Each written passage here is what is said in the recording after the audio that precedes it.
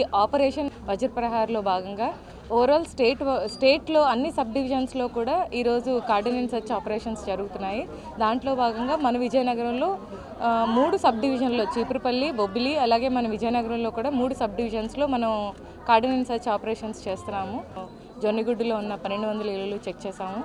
దాంట్లో భాగంగా మనం ఒక 22 బైక్లు, అంటే నేమ్ ప్లేట్స్ లేనివి కానీ, లైసెన్సెస్ పేపర్స్ అవి లేనివి కానీ, లేదా అనుమానాస్పదంగా ఉన్నాయని కానీ బైక్లు సీజ్ చేయడం జరిగింది. అందరితో మాట్లాడడం జరిగింది. మాదక ద్రవ్యాల దుర్వినియోగం గురించి వాళ్ళకి ఎక్స్ప్లెయిన్ చేయడం జరిగింది. అలాగే వాళ్ళతో ప్రతిజ్ఞ చేయించడం జరిగింది.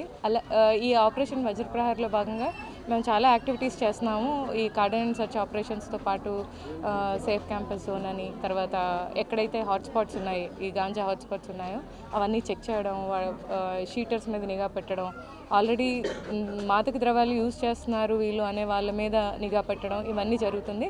దాంట్లో భాగంగానే హాట్స్పాట్స్లో మేము ఈ క్యాసో ఆపరేషన్స్ చేస్తున్నాము. అంటే గాంజా యూసేజ్ ఉన్నా, లేకపోతే పలానా వాళ్ళు తెస్తున్నారు అన్నా కూడా వాళ్ళు మాకు ఇన్ఫర్మేషన్ ఇచ్చేలాగా మేము వాళ్ళతో మాట్లాడడం జరిగింది. ఈ సెర్చ్లో అయితే ఎవరి దగ్గర కానీ మనకి ఈవెన్ మినిమం క్వాంటిటీలో గాంజా దొరకలేదు.